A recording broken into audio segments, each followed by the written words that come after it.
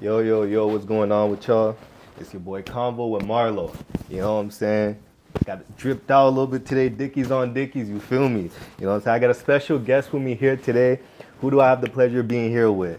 Man, it's your boy Dax, and we back at it like a bad habit. If you want something in this life, you better make sure you go grab it today, baby. We finna make a big play.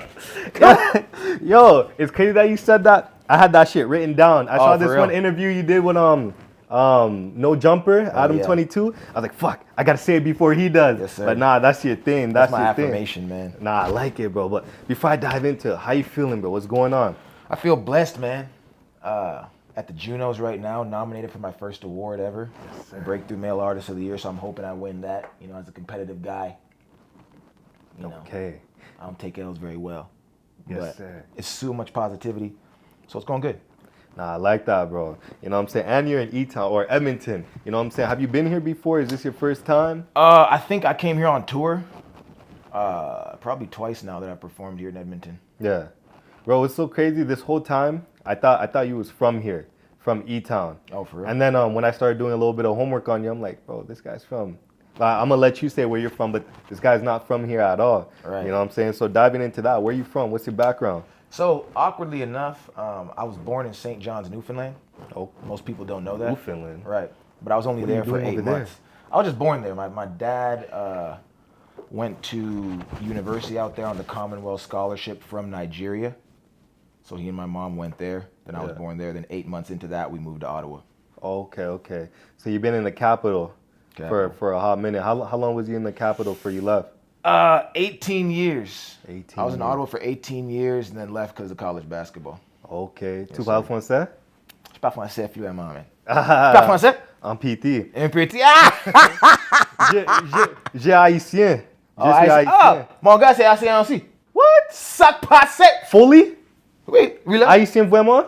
Mes amis, no, you're lying. C'est vrai, man. He's full Haitian. Est-ce que haïtien vrai? Mes amis. Look. Hold on. Look. What? Look, he's pulling out his passport. Oh. Look. Yes, Yo, sir. we'll talk later. That's crazy. Wow, That's huh? crazy. I did not know that.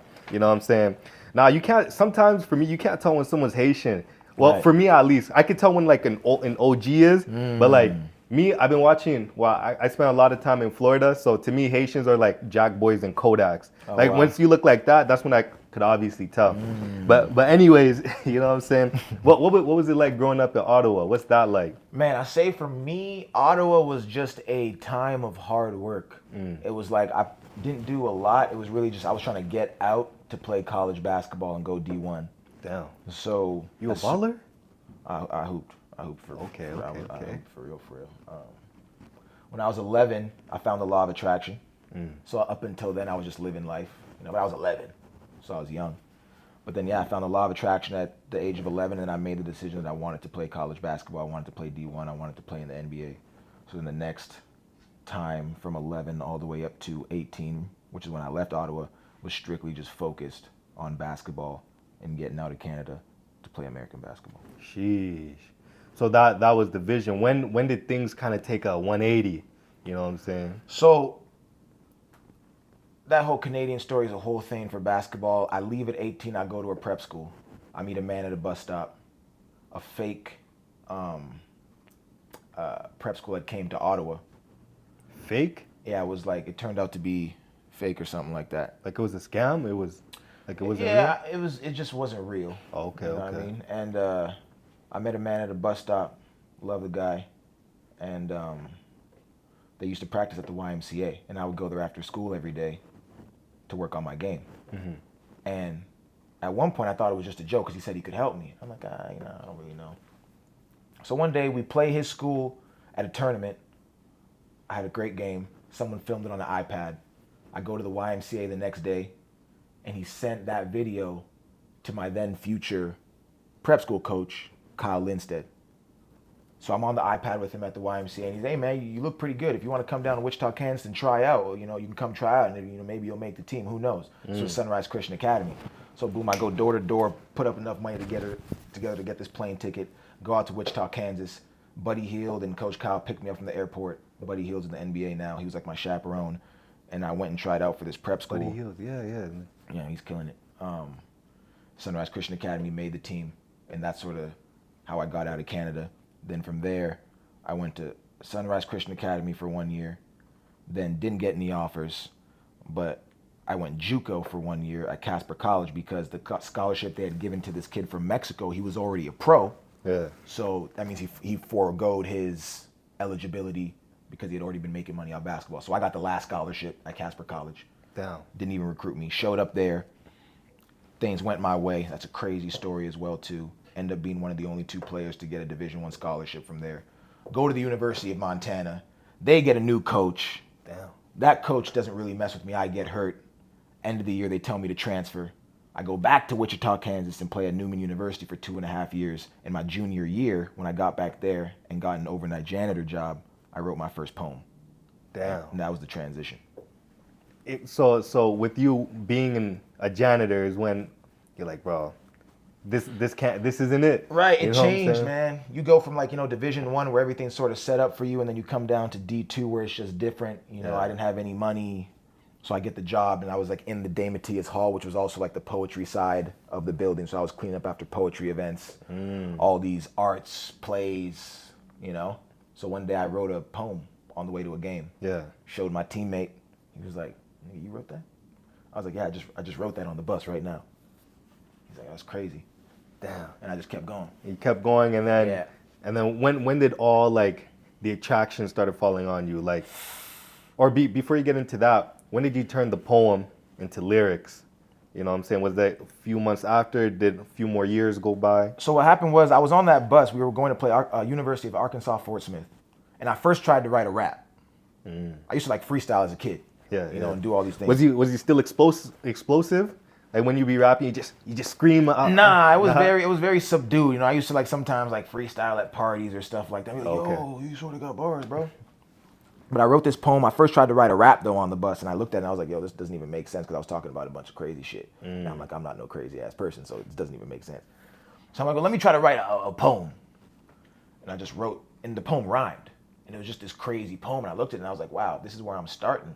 I could probably be really good. Yeah. And then it always rhymed anyways, so it just eventually got put on beats. Damn. So you always had it in you. You just Yeah. didn't know it. Yeah, I remember one time, like I've always been good at speaking. Like I used to like in class, when you do like public speaking. Yeah. I used to just like not write speeches and just go up and say what was on Free my flow, mind. freestyle it. Right, and whatever came out just came out. Okay, damn. So you being in front of an audience has always been a thing that you somewhat enjoyed. Nah, I've never enjoyed it. I always get nervous even till this day. But I Okay. just like sit there and I think anyone would be nervous if they were up here. So why am I gonna give a fuck what people think? Yeah. No, That's nice, bro. So just so I got this straight, born in Newfoundland or Newfoundland, however Yes, you sir. say it. Yo, one quick question: if you call someone a Newfie, is that a bad term to call them? I don't find it disrespectful. Yeah, because I don't ever see the disrespect in it, but I guess I'm not from there, so I wouldn't know. Right. So you went from Newfoundland to Ottawa, from Ottawa to Kansas, Kansas to Minnesota, I was from Kansas to Wyoming, Wyoming. then Wyoming to Montana, Yeah. then Montana back to Kansas. Damn. Yeah. All over, and then you had to go through all that in order to find out like this is something you wanted to do. Right. I find, well, for me personally, being in sports is hard because you could be the Michael Jordan of whatever sport you're in. As soon as you get injured, and you Right. can't play for the rest of your days, God forbid, Right. now what? Right. You know what I'm saying? That's the scariest thing in that type of stuff. Right. So again, you finding what you love that's nice because in a lot of cases, that's not always the thing. Right. I was lucky. Like I swear, like the whole time I was playing basketball, I was also like, damn, like this is all I got right now. And it's like I already knew I wasn't gonna be the greatest basketball player of all time. Like I wasn't genetically disposed to it. Like I'm 6'2" and athletic, but there's dudes 6'8" and athletic. I just knew like I wasn't. You know what I mean? And that would always hurt my brain because I like want to be the best. So I never had anything else, But then when I wrote that first poem and I looked at it, I was like, I think if I take these general skills I have right now with words and I work at it, I could become one of the best in the field. No, I like that because I can already see the mentality you had. Whatever it is that you're doing, you're going to put 110% into Exactly. it. You know what I'm saying? So, but don't you think also in the same breath you saying you knew you wouldn't be good at it would kind of shoot it down? Because if you're saying, oh, I have plans to do something on Friday, but I know I'm not gonna do it. Now you're automatically kind of shutting yourself down. I think there's an element to that of truth, but I do think you still got to be honest with yourself. You know, it's like I consider myself an amazing basketball player, and I did a lot with what I was given. But it was like I knew I couldn't be Michael Jordan. You know, and I'm not going to be delusional. You know, like that's just that is still there. You know, but I didn't feel that way with words and poetry and music. You know. Okay. So when you first decided to hop into the music world, what type of genre did you say you was into? Was it rap? Was it country? Was it rock? It was really long form poetry, sort of. Like a lot of my earlier songs didn't even have hooks. It was just me rapping the whole way through. But I guess rap. Rap. What artist would you say that like you really loved listening to at that time? At that time, what was playing while I was, because music is always, I've always called music a soundtrack to my life. And it was always in the background while I was playing basketball, but I was never like tuned in. Like I didn't grow up like looking into artists. I was more like looking into basketball players. You know, so there was a lot of, while I was working out, Tupac, Lil Wayne. Yeah. I remember Fireman. Hey man, come on. Hustler music. Yeah. That hustler music. That's good. I was listening to that on the way here. Oh, for real? Yeah. So like a lot of songs, a lot of motivation. I also listen to a lot of motivational speeches. You know, Les Brown, E.T. the Hip Hop Preacher. A lot of those guys. Zig Ziglar, I think is his name. Or, you know, I always used to go on, before every workout, I would go on YouTube and I would put in Michael Jordan World's Greatest. Yeah. You know, I don't know everything that's going on with R. Kelly, you know.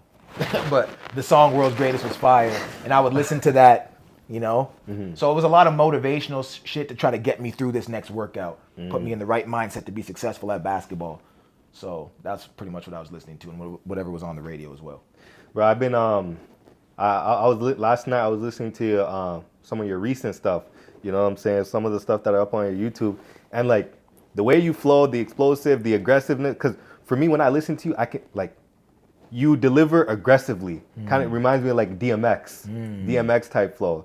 You know what I'm saying? Have you ever gotten that type of comparison before? Like who do people, if you ever do get compared, who do people compare you to? 'Cause for me, I gotta say DMX.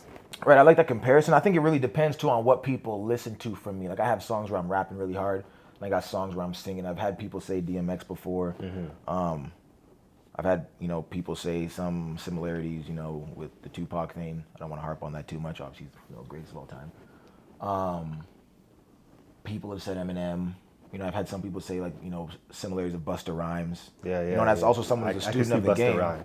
You know what I mean? I think that's what's great about hip hop is that there's all these pioneers, and you can sort of pull a little bit each from them. You know, I went on tour with Tech Nine. People have said there's some similarities with Tech Nine. Yeah. You know, so yeah. Another thing I like about the way you rap is you're not one of those rappers that's always talking about robbing moms, killing ops, and Robbing moms, bro. Jeez. You'd be surprised, bro. You know what I'm saying? It's not one of those crazy stuff. This is something I can actually listen to and be like, this guy's actually lyrical. You know what I'm saying? It's not one of those where he's gonna say cops and then rhyme it with Glock or, you know what I'm saying? None of that typical this generation thing that you stay hearing. Yeah, I try to just do what's authentic to my life. You know, as someone growing up in Canada, like I can't even rap about those things because I didn't even go through them.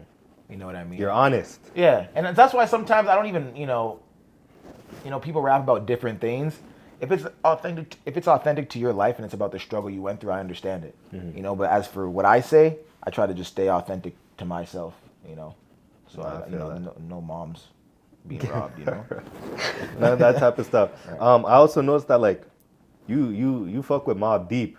Hell you know what I'm saying? I've seen some of the samples or remix, however you want to word it. You know what I'm saying? Why'd you decide to go that route? Why'd you decide to take, what was it, Shook Ones and Quiet Storm? Right. I mean, one of the greatest rap groups of all time. Yes, sir. So as someone who loves rap, I always think when you're in a genre that you didn't create and there's greats before you, that respect should be paid. You know, understanding that someone paved the path for you while also paving your own path. You know, so for me, it's just, you know, showing respect to the people who have allowed me to be able to do what I do. No, I like it because as I'm listening to it, especially Quiet Storm, I'm like, where do I know this beat from? You know what I'm saying? Because I used to listen to Mobb Deep, but not as much growing up because I got kind of introduced to like the newer rappers like Rod Wave, and ever since I started listening to those guys, I kind of push the 90s off to the side, you know. But again, listening to those, I'm like, yo, I know this one. Ain't no such thing as halfway. As soon as those words came to my mind, I'm like, okay, this is Shook Ones, Right. You know and what I'm saying? The beats, they're just legendary. Oh yeah, man. It's almost like that type of stuff isn't even being made anymore.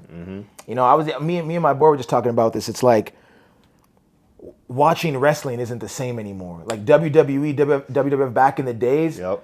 I just don't think it's ever gonna be the same. Yep. You know, and a thing like music, it's not like NBA basketball. Like the skill is getting better in the NBA now. Yeah. You know, So do you personally think that the newer NBA players today could whoop the ones back then?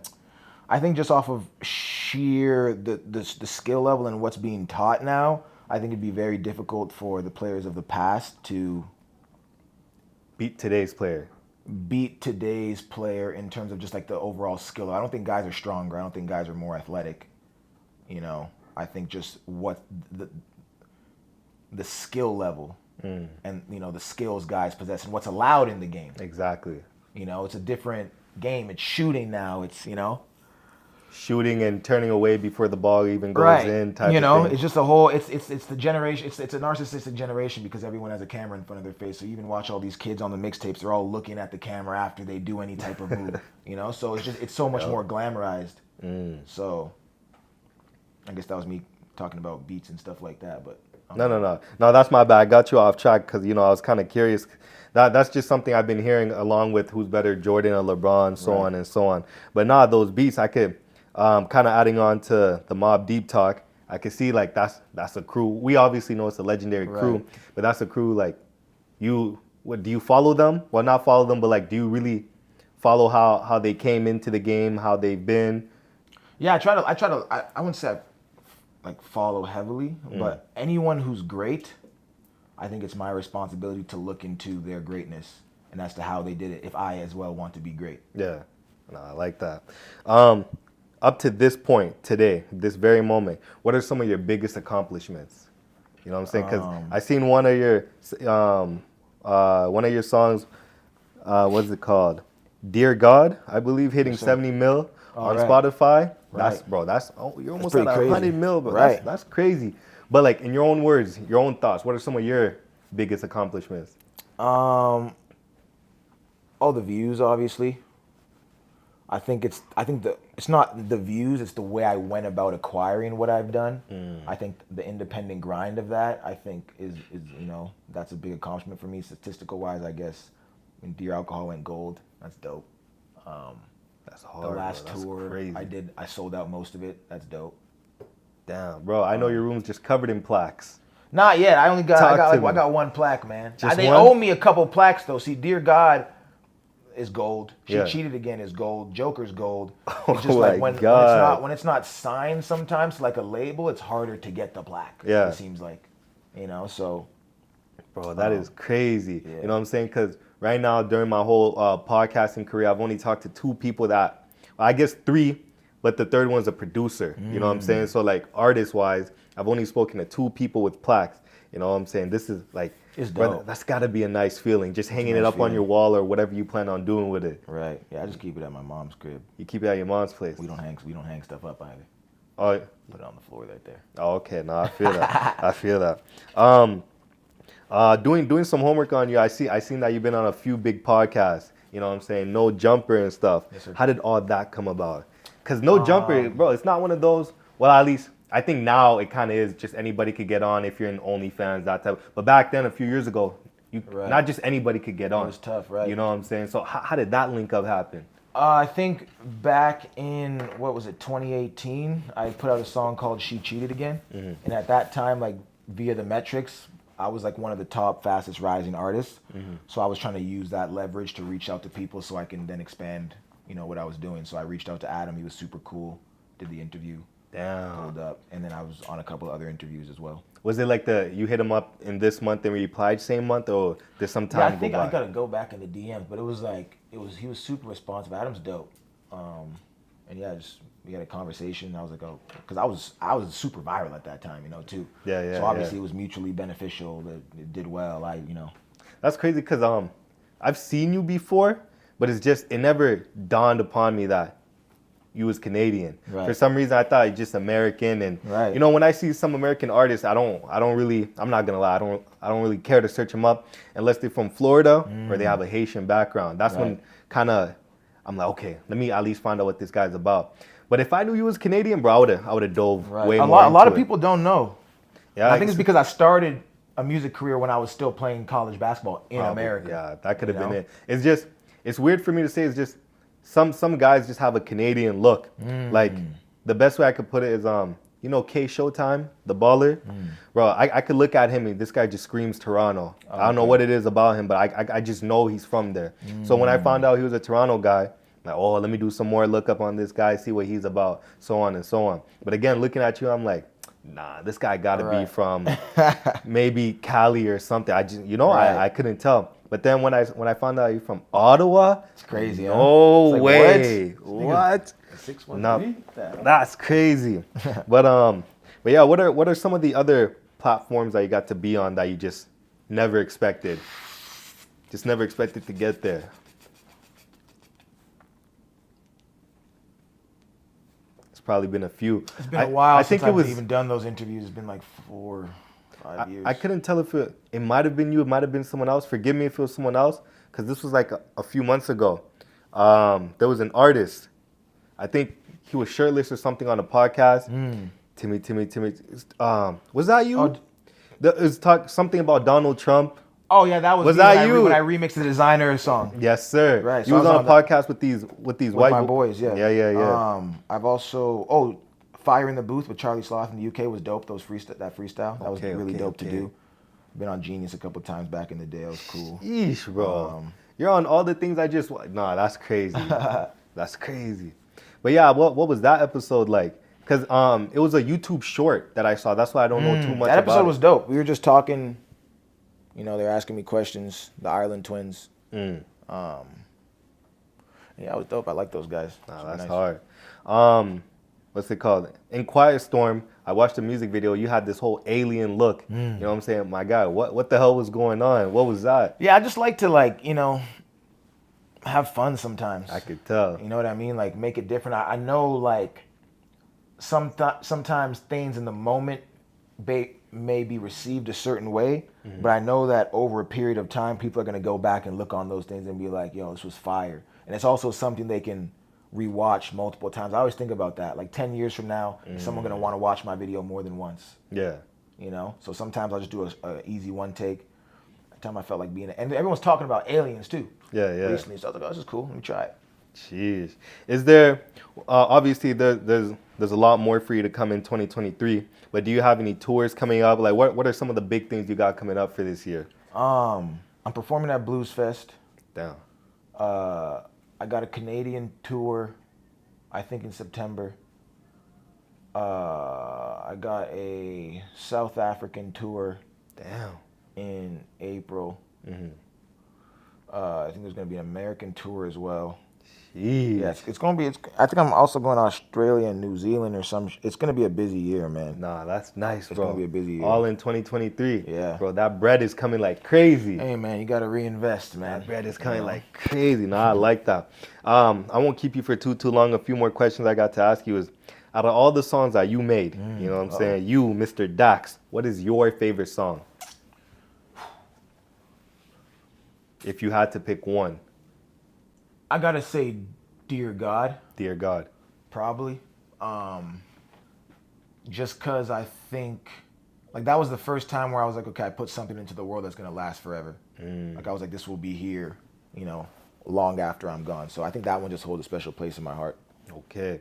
Now to someone like me who doesn't know too much about you and that would want to know more about you, what song would you send them to? Send them to listen, to get like a good, or if you want to get to know me, this is the song to start At with. this point, probably Dear Alcohol. Dear Alcohol. Or honestly, at this point, What It's Like to Be a Man. Okay. What It's Like to Be a Man. I think What It's Like to Be a Man is a song for the generation. I think there's a large, over half the world is men. You know what I mean? And I just feel like every man can relate to that song. And a lot of women can relate to the song too. Maybe not in terms of their relationship with their, intimate partner, but thinking about their father. So like when I make songs like Dear God, I was like, damn, when I made that song, I was like, yo, every single person has an opinion on religion. Yep. Everyone believes in something, and even if they believe in nothing, that's still a belief in something. So everyone's gonna feel some type of way about this song. When I made Dear Alcohol, I was like, you know what? Everyone either drinks themselves or knows someone who drinks or may have had a drinking problem, or maybe they do. And then when I made What It's Like to Be a Man, I was like, damn, every motherfucker is either a man or, actually you can't even say that in this general. Yeah, bro. I understand. It sucks. You even gotta watch yourself talk. Right. Yeah, nah, but everyone is either a man or a woman, and anything else in between we just included, right? So everyone's gonna relate in some type of way. Yep. And I never thought I could make something more relatable than Dear God, and then Dear Alcohol, and now I made What It's Like to Be a Man. I'm like, dang. So when it comes to what it's like to be a man, what type of genre would you say that falls into? Man, I call my genre impact. Like I'm more focused on the words. However it sounds, it's whatever. Like I do whatever comes to my mind first when I hear a beat. But I mean, I guess most people are gonna classify it as country. Country, because what I like to ask is, okay, first and first, what does your fan base look like? Like, what do you think it looks like? My fan base is primarily men. Men, is it African American? Is it European? You know what I'm saying? Because with these type of things, what I like about your genre is just you're not in one solid lane. Right. You know what I'm saying? You might be over here, you might be over there, but it's like it's kind of hard because don't you think with a certain type of fan base, like, oh, this guy's making country, I ain't trying to hear all that. Or this guy's rapping, this one I'm trying to hear, why is he switching over? Why is he, oh, the money's making him switch up, whatever the case may be. And I think that applies when people just make songs. But for me, people come to my songs, like sounding good's a prerequisite, you gotta sound good. Yeah. But people come to my songs for what I'm saying. Like people are generally interested, like when Dax drops What It's Like to Be a Man, people go like, dang, I wonder what he's going to say. You know? So people don't really switch up on me like that because they just know my songs have always been about the words. Yeah. You know? So so my fan base, I don't even like the word fan. I like to say family. My supporters, people who support Dax. Yeah, a lot of men. Yeah. Hardworking men. Yeah. You know, who like are, going through shit like me. You know, and I'm talking about stuff about life, So yeah.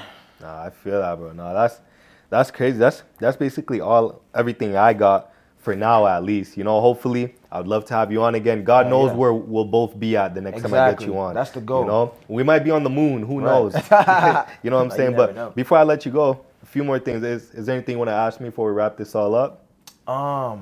It's all good if there's nothing. Man, just this was fun. Appreciate the opportunity. Appreciate the professionalism. It's not gonna be your last time. I promise you that. Yeah, I agree. You know what I'm saying? You're definitely coming back. But if you have anything coming out, you know what I'm saying, your platform, let the people know where they could find you. Man, I would just say a new EP is coming out. What It's Like to Be a Man is out now. Go check that out, man. It is the most strong I've ever felt about a song I've made. Sheesh. That's for real. And go check out What It's Like to Be a Man and let me know what you think. Okay. It's your boy Convowmarlo. And it's your boy Dax. And I'm out.